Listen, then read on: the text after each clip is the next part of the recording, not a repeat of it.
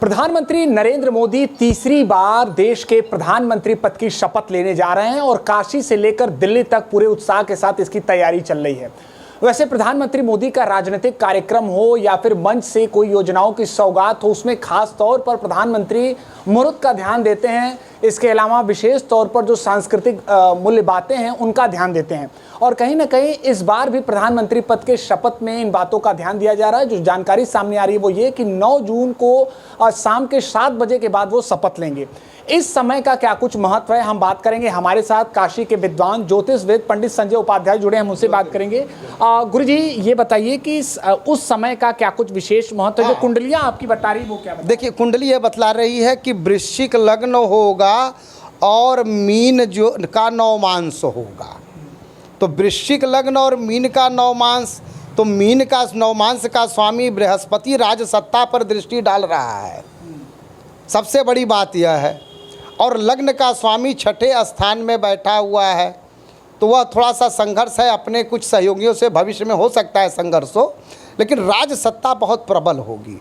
सूर्य के साथ बैठा है, बृहस्पति के साथ बैठा है, तो इनको तेज बल भी प्राप्त होगा, ज्ञानात्मक तेज बल प्राप्त होगा। और जैसा आपने कहा कि ये अपना हर एक आयोजन धार्मिक करते हैं, इसका कारण यह है कि ये वृश्चिक लग्न के हैं। मैं पहले भी कह चुका हूँ, एक बार जाने कि वृश्चिक राशि जो है काशी की है। मैं बार बार बता रहा हूँ क्यों वृश्चिक राशि काशी की है। उसका मूल कारण यह है कि वृश्चिक काल पुरुष के अंग में वृश्चिक राशि अष्टम स्थान पर पड़ती है, जो मृत्यु का स्थान होता है, श्मशान का स्थान होता है। और वही राशि क्या कहते हैं मोदी जी के लग्न में है, इसलिए मोदी जी ने महाश्मशान को चुना।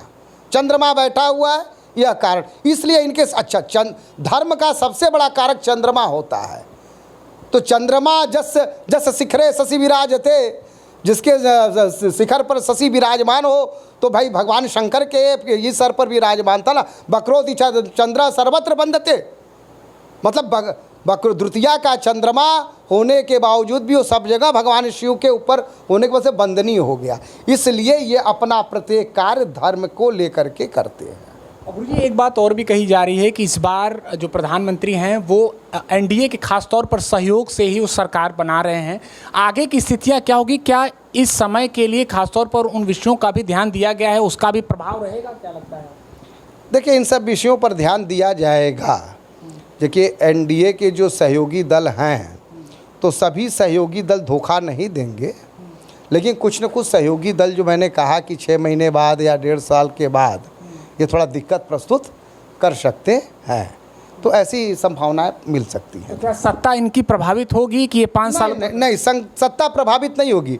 5 साल तक ये सत्ता चलाएंगे, लेकिन 6 महीने से 1.5 साल के अंदर में कुछ ऐसी स्थितियां हो, आज से छठे महीने में, यानी कि जुलाई कौन सा चलता है, जून चल रहा है, तो जून, जुलाई, अगस्त, सितंबर, अक्टूबर, नवंबर में हो सकती है।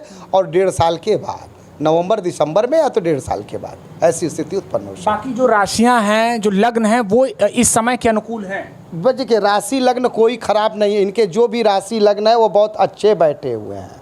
इनके सभी लग्न और राशि का अगर हम लोग अध्ययन करते हैं तो ये जनता का और संबंध का कारक शनि जो है बैठा हुआ है, तो इनको ज़बरदस्त जो है जनता का सहयोग मिलेगा।